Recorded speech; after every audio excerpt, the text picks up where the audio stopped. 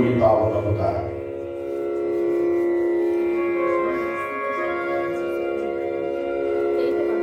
পরম করুণ করুণালয়, অহৈতুকী কৃপাকারী, ভক্তবাঞ্ছা পূর্ণকারী, নদিয়া বিহারী গৌরহরির অশেষ বিশেষ অনন্ত অনুকম্পায় তারই হার্দ আস্বাদ্য শ্রীমদ ভাগবত অন্তর্গত ভাগবত ভাগীরথীতে অবগাহন সৌভাগ্য লাভে সমাসীন ভক্তবৃন্দ সকলেই ধন্যাদি ধন্য।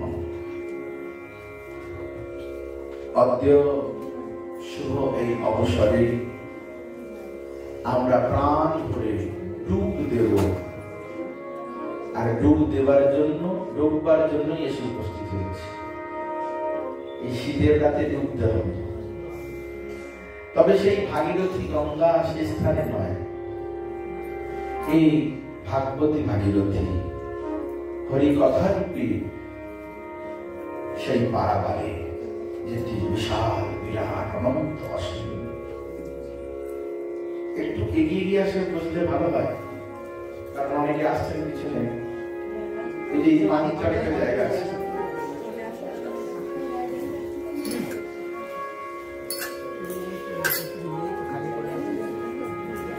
জয় গুরু।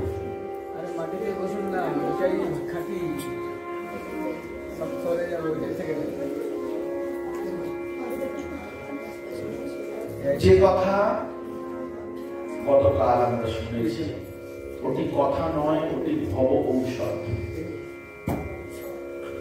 ভব ঔষধা, আর এমনই ঔষধ আয়ুর্বেদিক নয়, তিতো কষা, নাকটা টিপে চোখটা বুঝে খাওয়ার মতো নয়, আর এলোপ্যাথি এলোমেলো ব্যাপার নয়, স্যালাইন ইনজেকশন নয়, দেখলেই ভয় লাগে। এটা হোমিওপ্যাথি, গোল গোল মিষ্টি মিষ্টি দানা। সব ওষুধের একরকম স্বাদ, সবাই খেতে চায়। ছোট্ট বাচ্চাটাও মনে করিয়ে দেয়, কোনো ওষুধ দাও, কারোর কোনো প্রতিবাদ নেই, যার রোগ নেই সে বলে আমি একটু খেয়ে নিই। জগতে হরি কথা শুনে তো কোনো ওষুধ তুলনা দেওয়া যায় না। বুঝবার জন্য আমরা 3 রকমের ওষুধ দেখি, আয়ুর্বেদিক, কবিরাজি, আর এলোপ্যাথি, আর হোমিওপ্যাথি। হোমিওপ্যাথিটা খেতে বেশ ভালো। তো এই হোমিওপ্যাথি ওষুধের ন্যায় একেবারে গোড়া থেকে রোগটাকে নির্মূল করতে পারে। এ হলো ভব ঔষধ, শ্রী ভাগবতী কথা, ভব ঔষধা। আর এই ওষুধটা খাওয়ার সময় ভালোই লাগে, অর্থাৎ সত্র মনোবিরাম, কানে এবং মনে আনন্দ বর্ধন করে। কথার তো অভাব নেই, কত কথা শুনি, কিন্তু হরি কথা, শ্রী ভগবানের কথা, এর মধ্যে এমন জাদু আছে, এমন মধু আছে, যে কথা শুনলেই যেন প্রাণে এসে ধাক্কা লাগে। এমন কথা আসলেই তো প্রাণেরই কথা, সেই প্রাণারামেরই তো কথা, সেই নিজজন প্রিয়জন জন্মে জন্ম জনের কথা। আর সেই কথার বিশাল বিস্তার তরঙ্গে এক বিন্দু আমরা আস্বাদন করবার চেষ্টা করছিলাম। আসলে যে কথা কাল শুনেছি সেটা তো সবসময় ভাববার বিষয়। ওই যে নিত্য শুদ্ধ কৃষ্ণ প্রেম সাধ্য শ্রবণাদি শুদ্ধ চিত্তে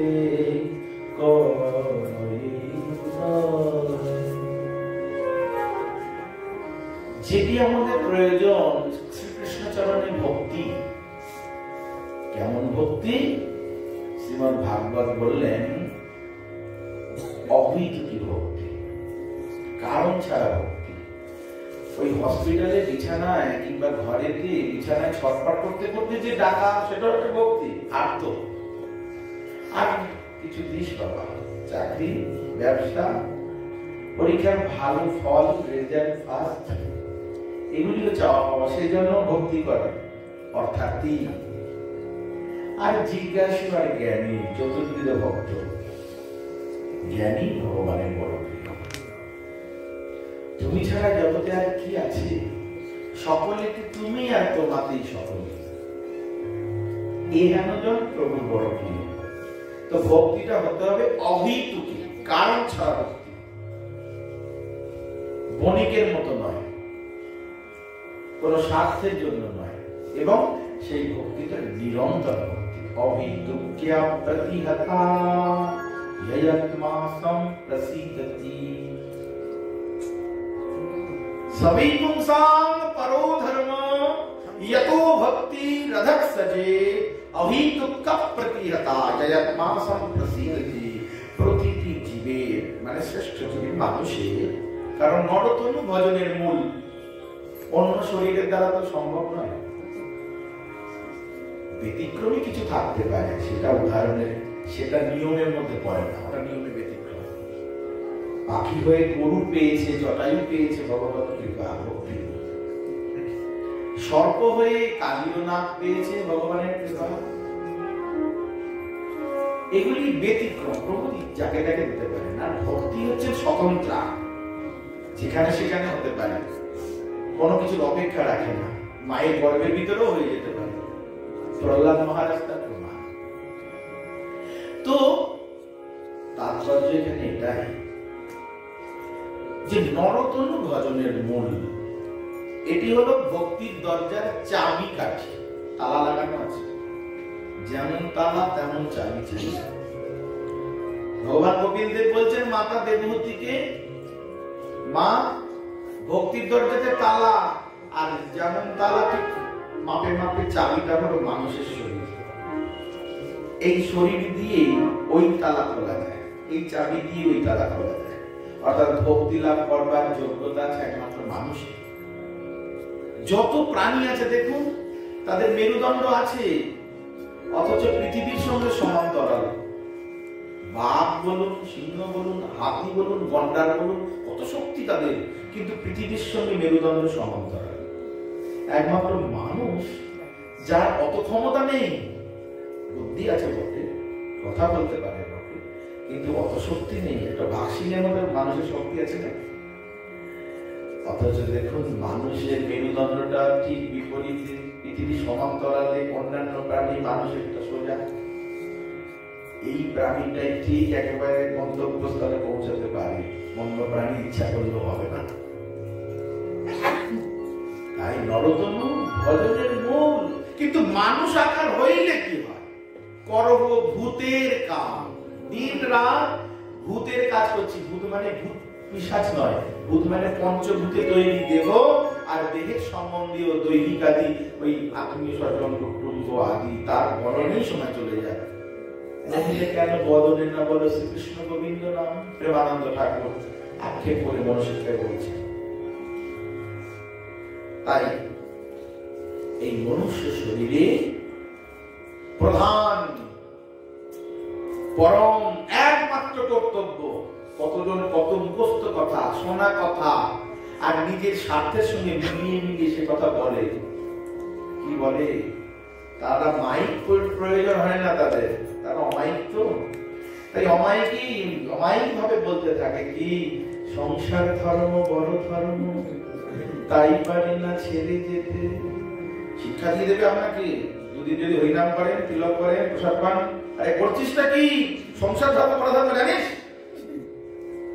কত বড় ধর্মবিদ, কত বড় জ্ঞানী, শাস্ত্রজ্ঞ পণ্ডিতের ন্যায় কথা বলেন। বাপরে বাপ, যেন সমস্ত শাস্ত্র তার নখদর্পণে।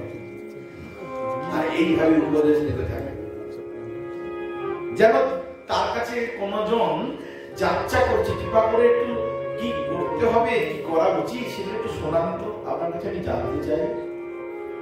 যেমন ভাবে মহারাজ পরীক্ষিত জানতে চেয়েছিলেন সুখদেব গোস্বামী বাদের নিকটে, তাই তিনি বলেছিলেন যার জানবার ইচ্ছা সে আগে বলুক কিছু, তারপরে তো আমি বলবো, যতই আমার জানা থাকুক না কেন। এটাই হলো শিষ্টাচার, এটাই সদাচার, এটা নীতি। কিন্তু তিনি আগে থেকেই বলবেন এসব কি করছে, এখন বয়স হয়েছে, সংসার ধর্ম বড় ধর্ম। কোথা থেকে বলে মাইকে বাজে, শুনে নেবেন বড় বড় করে, মাইকে তো আরো কত বাজে। পৃথিবীর লোক ভালো তো বাসে না, এ পৃথিবী ভালোবাসিতে জানি না, যেথায় আছে শুধু ভালোবাসি সেখানে যেতে যায় মা। এই কথাটার মানে কি? কোথায় যাবে আবার? এখানে ছেড়ে, এটা একটু বড় ধর্ম বলছে, আমরা যাবে কোথায়? জানি বোকার মতো বলতে থাকে। সব পরিত্যাগ করে দিন, কোনো আপনার দায়িত্ব নেই। এটা চরম কথা, মানতে পারবো না, আমার দুর্বলতা, আমার কমতি আছে, সেটা আলাদা কথা। শাস্ত্র যেটা উপদেশ করেছেন সব এক পাশে ফেলে দিন। প্রধান কর্তব্য মনে করবেন হরি ভজন করা, কারণ ওর জন্যই আমি এসেছি। আমার এই জগতে আসা হয়েছে ছেলে রূপে মেয়ে রূপে, আর যত রকমের সম্বন্ধের সঙ্গে সম্বন্ধে নিজেকে বেঁধেছি কিনা, আমার একটাই কর্তব্য, অহিতুক্যে অপ্রতিহতা যয়ত্মা সম্প্রসিদ্ধতি সবিকুম সম্পরো ধর্ম যতো ভক্তি রদক্ষজে। অদক্ষ অচ্যুত ভগবানের চরণে অহিতুকি এবং নিরন্তর ভক্তি লাভ করাটা, এটাই একমাত্র কর্তব্য। আর এই কর্তব্য পালন করতে গিয়ে যদি অন্যান্য আনুষঙ্গিক কর্তব্য বাদ করে যায়, তার জন্য আমার কোন কর্তব্যের দোষ হবে না। কিন্তু এটা করছি না, সমাজের এই শৃঙ্খলার মধ্যে আমি থেকে ব্যবহারিক যা যা করা করণীয় সেসব থেকে নিজেকে দূরে রাখছি, সেটা কিন্তু আবার কর্তব্যের হয়ে যাবে। ওই যে ব্রহ্মচর্য, গৃহস্থ, বানপ্রস্থ, সন্ন্যাস, চারটে আশ্রম, এবং ব্রাহ্মণ, ক্ষত্রিয়, বৈশ্য আর শূদ্র চারটি বর্ণ, এগুলি ওই রকম শৃঙ্খলা তৈরি করে রাখা হয়েছে। বর্ণ আশ্রম অনুসারে তাকে সেই কাজ করতে হবে। কিন্তু এগুলি যুক্ত ভাবে, একবার ঠিক ভাবে, পুঙ্খানুপুঙ্খ ভাবে যদি কেউ পালন করে, তার গতি কোথায় হবে? খুব বেশি হলে আমরা আছি নিচের তলায়, আমাদের উপরে আরেকটা তলা, তারপরে যে তলাটা তার মানে স্বর্গলোক, সেইখান পর্যন্ত হবে। 3 তলায় গতি হবে, কিন্তু 3 তলায় থাকবো না। আমি এইখানটা কোনো তলায় থাকতে চাই না, কারণ 7 তলায় ব্রহ্মা আছে, সেও টেনশনে মরছে। একটু বড় ভূমিকম্প হলে সব ঝরে মরে পড়ে যাবে, ব্রহ্মার এই দশা ভীত। এসব তলা থেকে আমাকে এমন জায়গায় যেতে হবে যেখানে ভূমিকম্প স্পর্শ করে না, যেখানে মায়ার কোনো স্পর্শ নেই, যেখানে গেলে আর ফিরে আসতে হয় না, নিত্য সেই ভগবত ধাম। শুধু যাওয়া তো নয়, সেখানে যাবো আর ওই নারায়ণ নম নারায়ণ একবার এই স্তব স্তুতি করবো, একটু পরিক্রমা করবো, তাতে আনন্দ নেই। আনন্দ কোথায়?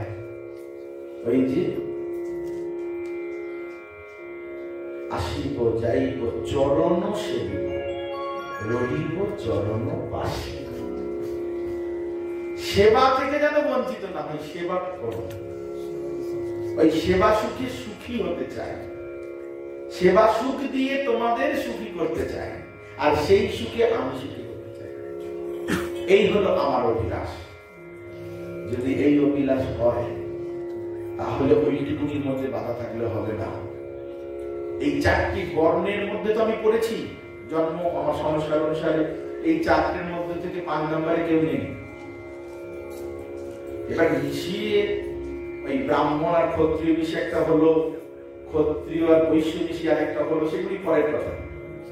মূল কিন্তু 4টি বর্ণ, ব্রাহ্মণ, ক্ষত্রিয়, বৈশ্য, শূদ্র, আর 4টি আশ্রম, ব্রহ্মচর্য, গৃহস্থ, বানপ্রস্থ আর সন্ন্যাস। এই 4টি আশ্রম আর 4টি বর্ণের মধ্যেই তো বাধা, চারে চারে বাধা। আর করেও থাকি জন্মে জন্মে 4টি কার্য। আহার করে নিদ্রা করে ভয় আর মনুষ্যনিষ্ঠা। এই যে আহার নিদ্রা ভয় মৈথুনঞ্চ চতুর্বিধ কর্ম, এই চারটি কর্ম পশুও করে, আমিও করি, তাতে হলোটা